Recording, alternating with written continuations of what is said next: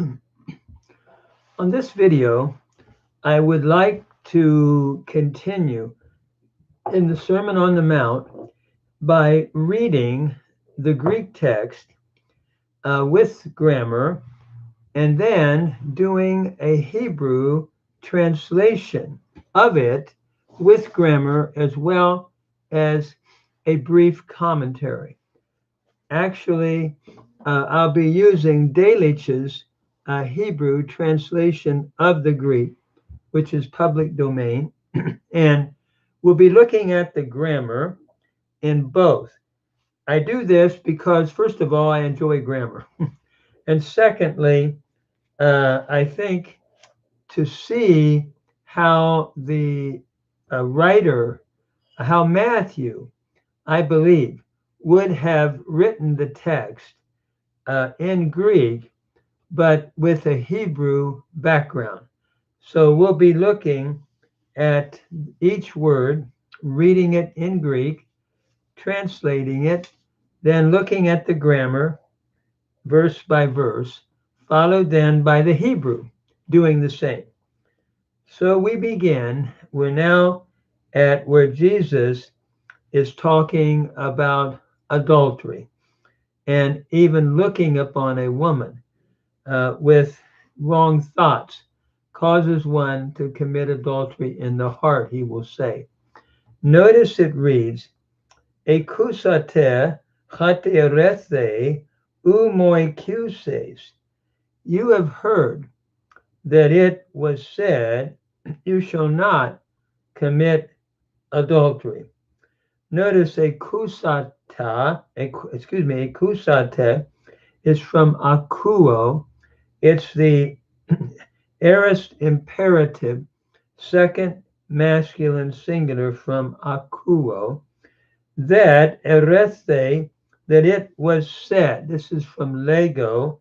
It's the aorist indicative passive third person singular from lego, u moikuse, that you shall not commit adultery.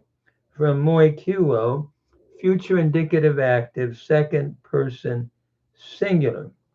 Jesus is quoting the Ten Commandments, Exodus chapter 20, verse 14, and Deuteronomy chapter 5, verse 18.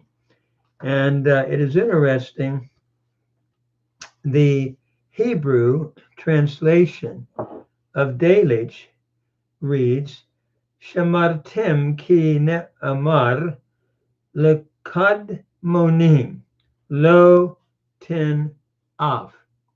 That is, you have heard that it was said to those in let's say to the former ones, you shall not commit adultery.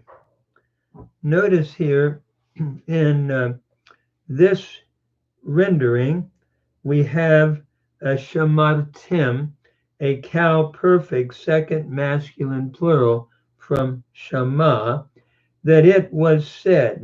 Amar is from amar.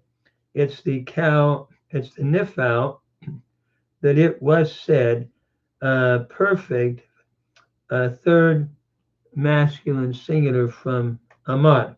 So you have heard that it was said, la kodmonim, to those,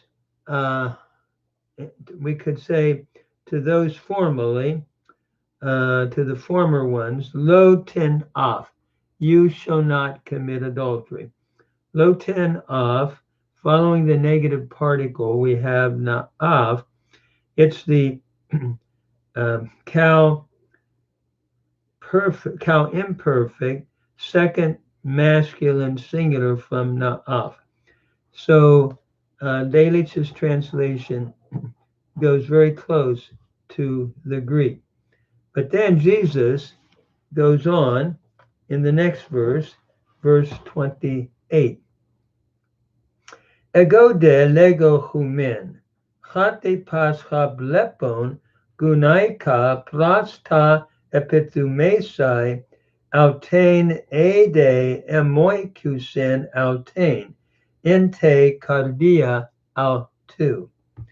But I say to you, notice the emphatic here, ego. I say to you that everyone who looks upon or who sees a woman with the desire to desire her already has committed adultery in his heart. So Jesus takes it to the interior, to even look upon a woman with the desire to desire her uh, in a physical way, one has already, committed adultery internally, Jesus is saying. Just like to hate in one's heart, one has already committed violence. Jesus brought that out in the previous verses 21 through 26. Notice here, but I'm saying to you, lego, present indicative active, first person singular from lego, that everyone who looks, who sees a woman, notice blepon is the cow, excuse me, it's the present participle, nominative masculine singular from blepo. So everyone who sees a woman, pras ta epithumesa. Here we have an articular use of the infinitive, showing the direct object of the participle here, to lust for her. And this is from epithumeo. It's the aorist active infinitive from epithumeo, to lust for her already. Emoikusin committed adultery with her in his heart. Emoikusin is the aorist indicative active third person singular from moikuo, to commit adultery. Then, looking at the Hebrew, doing this as a diaglot, looking at the translation, notice the Hebrew reads, Aval ani omer lachem, kol asher yabit be'isha lachmod ota na'ov ne'afa be'lebo. That is, verily, I am saying to you, notice the emphatic ani omer. Omer is your cow participle masculine singular from amar. But I am saying to you, everyone who looks on a woman, yabit is from nabat. It's a peinun verb. It's a hifil, imperfect, third masculine singular from nabat. Notice we have an AI vowel pattern looking at the hifil stem. So everyone who is caused to look on a woman, lachmod, to lust after her. Notice lachmod is from chamad, to lust after or desire. It's a cow infinitive construct from chamad. Na'ov ne'afa. He has already or even committed adultery with her in his heart.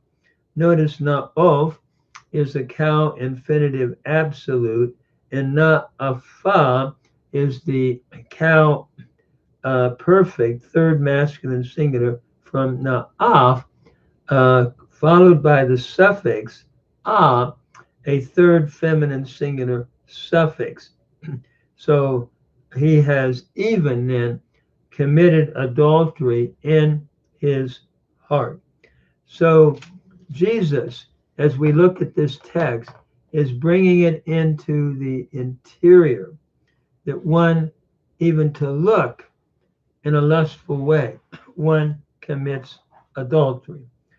That's one of the things all the way through the Sermon on the Mount. He's bringing it to the heart. So then we move to verse 29, which reads, Eidecha avtomasu chadexias skandalidzese exele altan kaibale apasu Sumferegar soy hena apaletai hen ton melonsu kai me halanta somasu blethe ace gehanan. That is, if your right eye is causing you to stumble, then cut it out and cast it from you, for it is better in order that one of your members should perish, and that not all your body should be cast into Gehenna. And then, looking at the grammar here, if your right eye, skandalidze, is your present indicative active third person singular from skandalidzo, if it is causing you to stumble, exele al tan. Exele is from exireo, to cut out. It's the aorist imperative second masculine singular from exireo. So cut it out and cast it. Bale is the, again, aorist imperative second masculine singular from balo. Cast it from you, for it is better in order that one of your members should perish. Notice apaletai is from apalumi. It is your aorist subjunctive third person singular from apalumi, in order that one of your members should perish and not all of your body be cast into Gehinnom. Notice blethe is your aorist passive subjunctive third person singular from balo. So looking then at the Hebrew translation, which Delitzsch then renders it, Ve'im yadecha hayemanit takshilcha katsetz ota v'hashlek mimecha ki tov lecha asher yovad echad me evarecha meredet kol gufecha el Gehinnom. That is, translating it, and if your right hand is causing you to stumble, cut it out and cast it from you, for it is better for you that one of your members should perish from going down than that all the body from going down unto Gehinnom, than that all the body should perish, I think is the thought understood here in the translation. Notice, looking at it just quickly here, im yadacha hayemini, if your right hand, takshilecha, is causing you to stumble.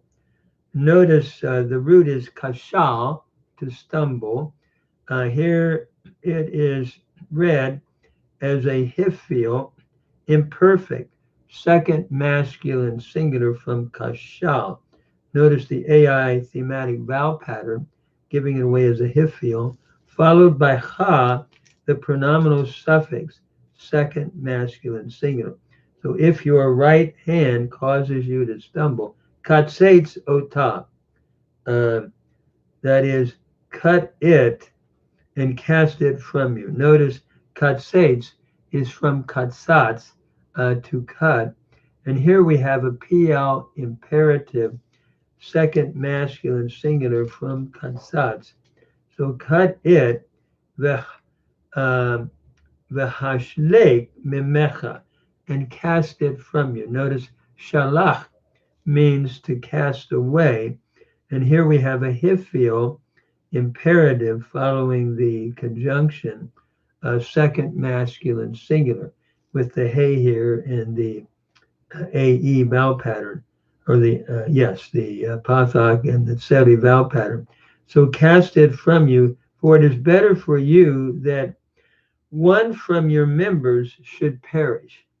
Notice Yovad is the cow imperfect, third masculine singular from Abad, that one of your members should perish from your Avarecha, from your members. Uh, Interesting here, one of the Hebrew words, ever, can mean like a wing, but I think here it's looking at one of your members should perish from going down. Me redet, as from yarad, and here we have a cow infinitive construct preceded by the preposition may. From going down, then that all your body go into Gehenna. So, in other words, what Jesus is teaching, it's better that one of your members should perish than that all of your body go into Gehinnom. Gehinnom. Notice Gehinnom was the garbage dump outside of Jerusalem, where fires were burned continually, and that's where he is liking the final judgment, eternal judgment. So then we come to verse 31 as we continue back to the Greek then, and then we'll come to the Hebrew. Notice the Greek reads, Kai e chedaxia suger skandalidze se ekapsan altain kai balea pasu sum feregar soe hena apaletai hen ton melon su kai me halan tasomasu es gehinan apelthe. That is, if your right hand is causing you to stumble, cut it and cast it from you, for it is better in order that one of your members should perish and not all your body should go down or should depart unto Gehinnom. Notice as we continue this conditional clause, another conditional clause, if your right hand is causing you to stumble, if it's a real condition, it's happening, then this is what you should do. Notice skandalidze is your present indicative active third person singular from skandalidzo. So if your right hand is causing you to stumble, then cut it and cast her, cut it off. Ekapson is from kopto. Here we have the aorist imperative, masculine singular, from ekopto, that is, cut it and cast it. The root is balo, and again we have an aorist imperative, second masculine singular from balo. Cast it from you, for it is better, sum fere, from sum fero, present indicative active, third person singular, from sum fero. It is better for you, hena apaletai, in order that one of your members should perish. Apaletai is from apalumi. Here we have the aorist subjunctive middle from apalumi. So in order that, and he's giving a result here. In other words, it's better that one of your members perish than that all of your members should perish, and not all your body into Gehenna. Kaime halan tasomasu es Gehinan, apelthe, should depart or go into Gehenna. Notice the root here is apergamai, and here we have the aorist subjunctive, third person singular from apergamai.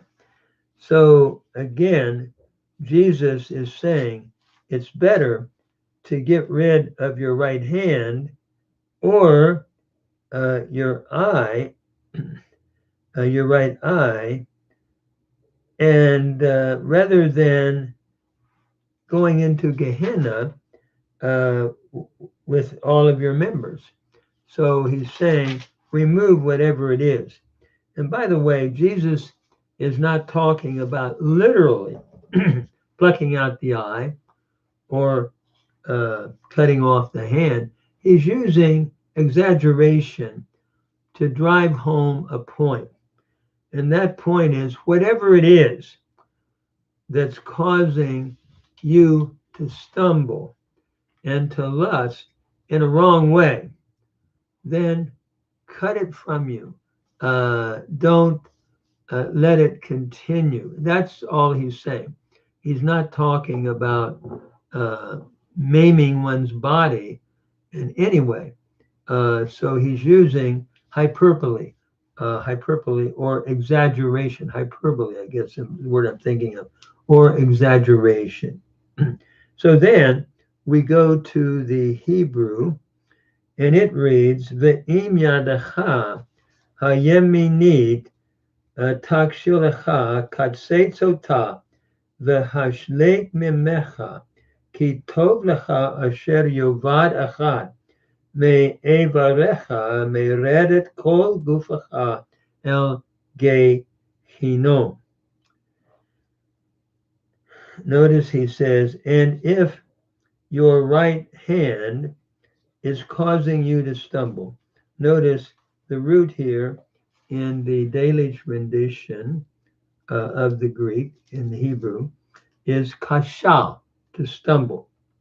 It's a hifil, hifil imperfect, second masculine singular from kashal, followed by the pronominal suffix in the cha. So if your right hand is causing you to stumble, katsetz. Again, we have the PL imperative, second masculine singular from katsatz. Cut it and cause it to be cast from you. The hashlek. The root is shalak, to cast. And here we have a hifil imperative, second masculine singular from shalak. We have the hey prefix followed by the A-E vowel pattern indicative of a hifil stem. And so cause it to be cast from you, ki tov lecha asher yovad, what is better for you, that one from your members should perish. Yovad is a pay olive verb from avad, cow imperfect, third masculine singular, that one of your members should perish from your members, from literally going down. Meredet, again, we have a cow infinitive construct preceded by the preposition mem. From going down, then that all your body, kol gufacha el gehinom, then that all your body should go down into Gehenna. In other words, what it really would, in rendering it, I would render it for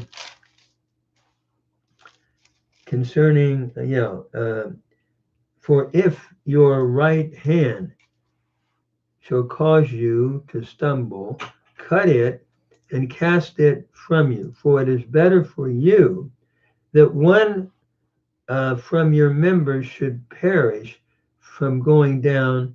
Then I think we need to understand that mem as a comparative men. Then all of your members understood from going down into Gehinnom. I'm going to stop there. I enjoy doing this kind of a comparison. I hope it helps somebody. I think, two purposes that I see in this. One, to try to approximate, even though we cannot get it exactly, what the words of Jesus might have sounded like. And I agree with Delitzsch. I think Jesus taught in Hebrew rather than Aramaic. There are those that differ, but he gives a number of good arguments for why he felt rabbis would be teaching in Hebrew, the sacred language, rather than in Aramaic, although they spoke Aramaic. So I'm trying to capture that in my own reflection. Secondly, I think I just love grammar.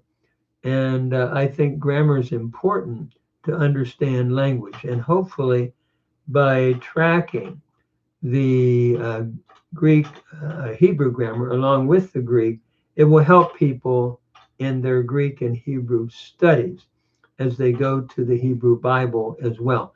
And we've done a lot of grammars in the Hebrew scriptures.